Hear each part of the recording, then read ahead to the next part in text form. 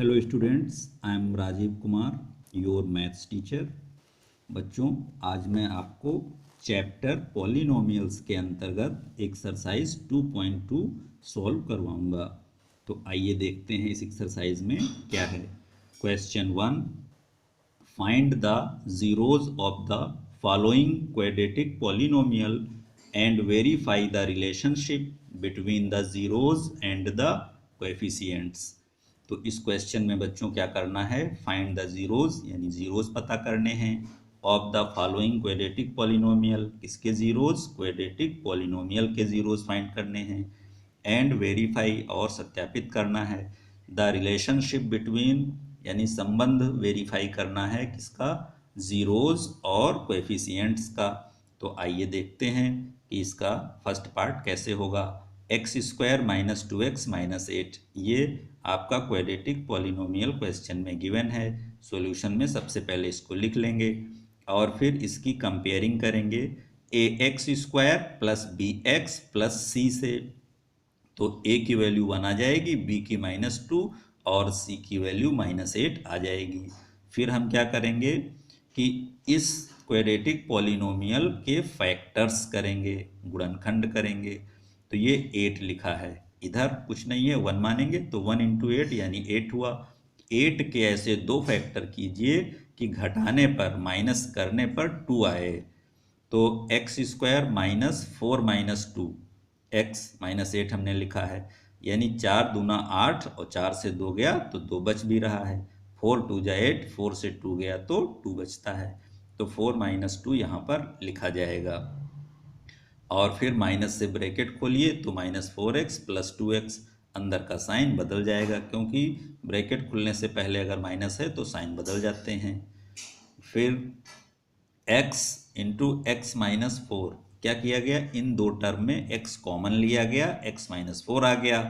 और फिर बाकी पीछे के आगे के दो टर्म में हम कॉमन ले लेंगे +2, तो क्या बचेगा, x - 4। तो इस तरह से हमारे दो फैक्टर आ गए, x - 4 और x + 2।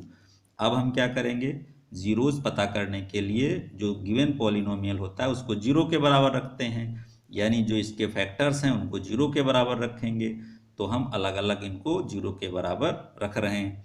x - 4 = 0, तो x = 4, ये आपका पहला जीरो पता हो गया, इसको अल्फा भी कहते हैं। और फिर x + 2 = 0, x = -2, तो अब ये आ गया बीटा, यानी ये दूसरा जीरोज है, इसको बीटा भी कहते हैं। बीटा की वैल्यू -2 आ गई। अब हम क्या करेंगे, वेरिफिकेशन। तो देखिए वेरिफिकेशन कैसे किया जाता है, बहुत आसानी से आप कर लेंगे।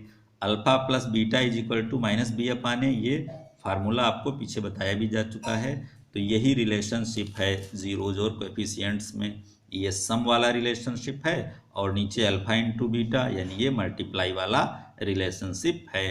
तो पहले अल्फा प्लस बीटा = -b/a करेंगे, तो ये अल्फा की वैल्यू हो गई और ये प्लस फिर बीटा की वैल्यू -2 हमने रख दी। तो इस तरह से 4 - 2 यानी ये 4 - 2 आ गए और माइनस से अंदर मल्टीप्लाई हुआ तो ये +2/1। अब 4 - 2 से करेंगे तो 2 आ गया और 2/2। तो जब आप ये देखें कि दोनों तरफ एक ही चीज़ आ गई है तो ये समझ लीजिए वेरीफाइड हो गया, यानी हेंस वेरीफाइड।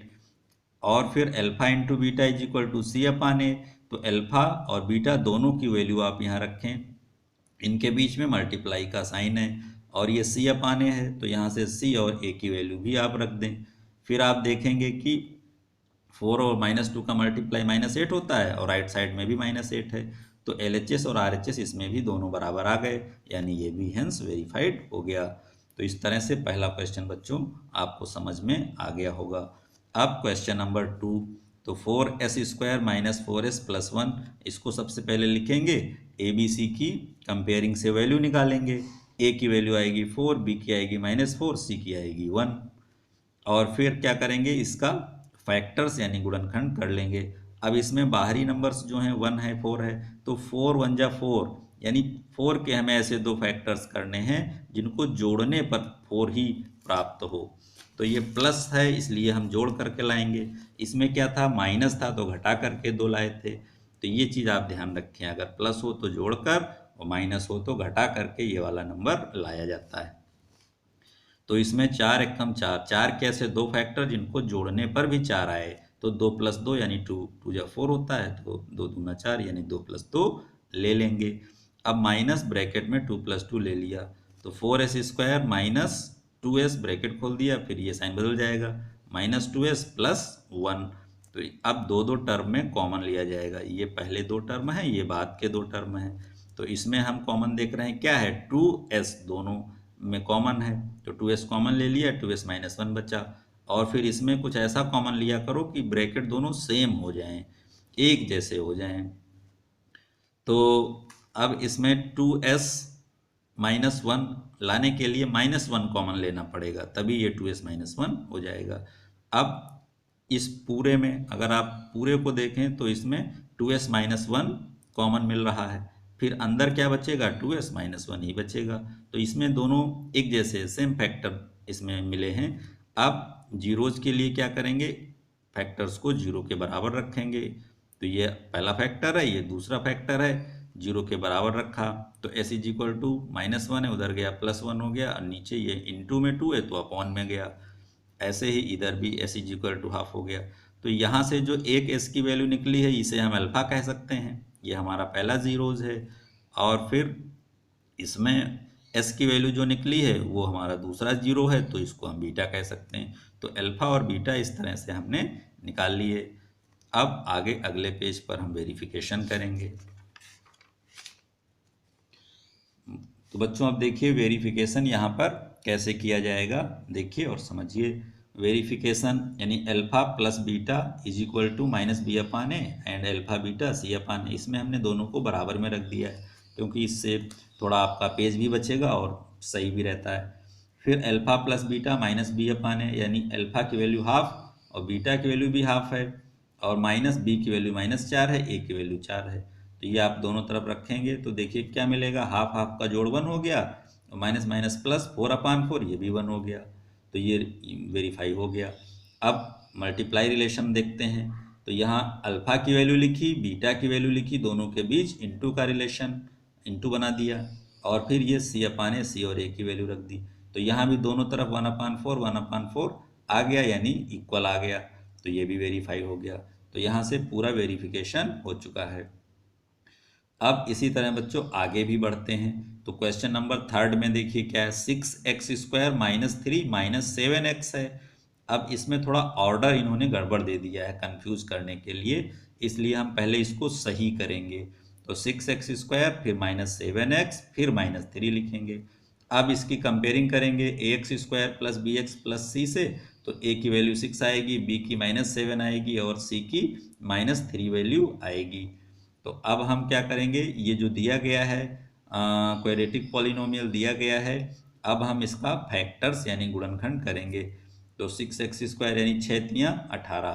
अब 18 के ऐसे गुणनखंड हमको करने हैं कि घटाने पर 7 बचे, माइनस यहाँ लिखा यानी घटाने पर 7 बचे, और गुणा करें तो 18 हो जाए। तो 9 दूना 18 होता है, 9 × 2 = 18, और 9 - 2 करेंगे 7 आ भी जाएगा। तो इस तरह से बच्चों 6x² - 9 - 2x - 3 आ गया। फिर माइनस से ब्रैकेट खोलेंगे तो ये प्लस का 9 होता है तो माइनस हो जाएगा, ये माइनस है तो प्लस हो जाएगा, साइन बदल गए। और फिर दो दो में कॉमन लेना है। अब पहले वाले दो टर्म में जब हम कॉमन लेंगे तो देखिए कॉमन हमको क्या मिलेगा, 3x।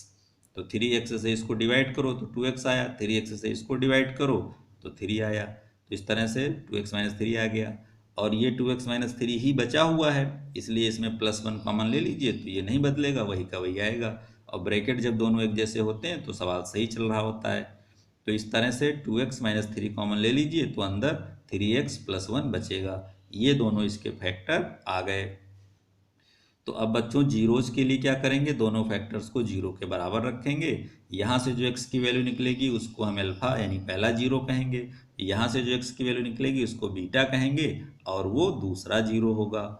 अब वेरिफिकेशन में alpha plus beta is equal to -b/a और अल्फा इंटू बीटा c/a है। तो क्या होगा, अल्फा बीटा और b a की वैल्यू रख दीजिए। तो अल्फा की वैल्यू है 3/2 और बीटा की है -1/3, तो ये रख दिया हमने। अब क्या करेंगे, एलसीएम लेके इनको सॉल्व करेंगे। तो 2 और 3 का एलसीएम 6 हुआ, 2 3 जा 6, 3 3 जा 9, ऐसे 3 2 जा 6, 2 1 जा 2, और ये माइनस माइनस क्या हो गया, प्लस, तो 7/6 आ गया। अब हम यहाँ देख रहे हैं 9 से 2 गया तो 7 ही बचा, 7/6 इज इक्वल टू 7/6, दोनों तरफ एक जैसा बच्चों आ गया, तो ये सही हो गया। अब इधर अल्फा इंटू बीटा सी अपान ए किया, अल्फा बीटा की वैल्यू रखी, सॉल्व किया, तो -3/6 इधर भी आ रहा है और -3/6 इधर भी आ रहा है, काट दिया तो -½ आ गया। अब यहाँ पर LHS और RHS दोनों साइड बराबर आ गए, तो बच्चों ये वेरीफाइड हो गया। इसी तरह क्वेश्चन 4 पार्ट किया गया है। इसमें देखिए 4u² + 8u दिया गया है, लेकिन तीसरा टर्म जो कांस्टेंट टर्म होता है वो नहीं दिया गया है, तो कोई बात नहीं, उसकी वैल्यू हम 0 रख लेंगे। तो a की वैल्यू तो 4 आएगी, b की 8 आएगी और c की दी नहीं गई है तो 0 होगी। अब इसमें कॉमन लेना तो बहुत आसान है, इसका फैक्टर करना बहुत आसान है।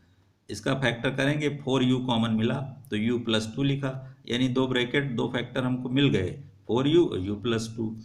अब जीरोज के लिए क्या करेंगे, ये 4u = 0, अब यहाँ से u की वैल्यू निकाली, 0 आ गई, और ये हमारा पहला 0 अल्फा है।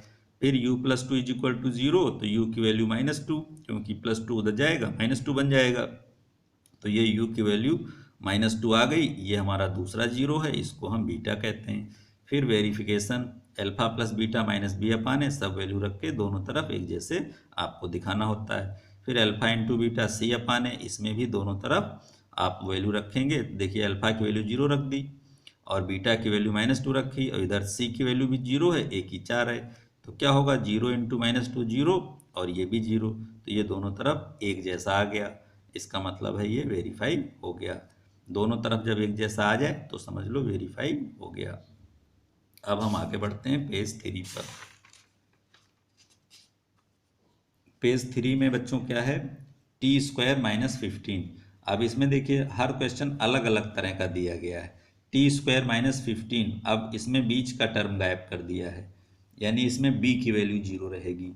तो t² - 15, अब इसका फैक्टर पहले तो कंपेयर करेंगे, तो ax² + bx + c टाइप से करते हैं। तो इसमें a की वैल्यू तो 1 है और b की वैल्यू इसमें है नहीं, क्योंकि t वाला टर्म नहीं है, तो b की वैल्यू 0 रहेगी और c की वैल्यू -15 रहेगी। अब इसका जो फैक्टर हम करेंगे तो वो t² - √15 का स्क्वायर, यानी स्क्वायर डिफरेंस का फार्मूला लगा देंगे।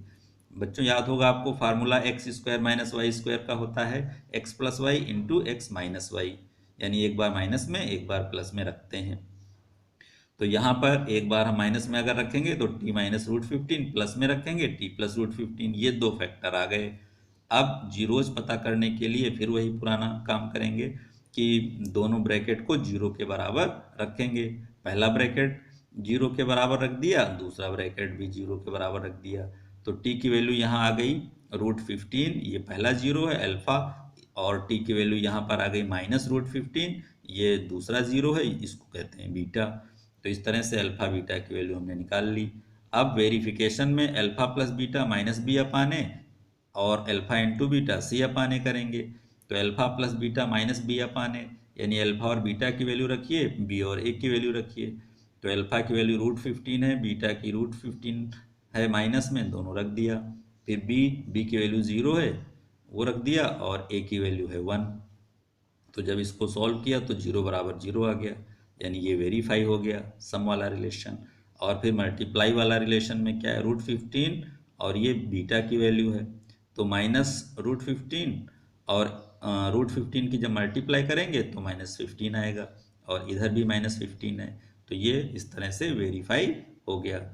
तो अब आगे बढ़ते हैं। 6th पार्ट में भी बच्चों बिल्कुल यही है, और कुछ नहीं, बिल्कुल सेम टू सेम आपको करना है। फैक्टर बस करना है आपको, उसके बाद फैक्टर्स को 0 के बराबर रखना है, 0 आ जाएंगे और फिर वेरीफाई हो जाएगा। तो इस तरह से ये पेज 3 हमारा समाप्त होता है। तो अब आगे बच्चों, अगर ये वीडियो आपको अच्छा लगा हो तो हमारे चैनल रियल मैथ्स को सब्सक्राइब, लाइक और शेयर कीजिए। आप लोगों ने अपना अमूल्य समय दिया पढ़ाई के लिए, इसलिए आप सभी लोगों को धन्यवाद। Thank you.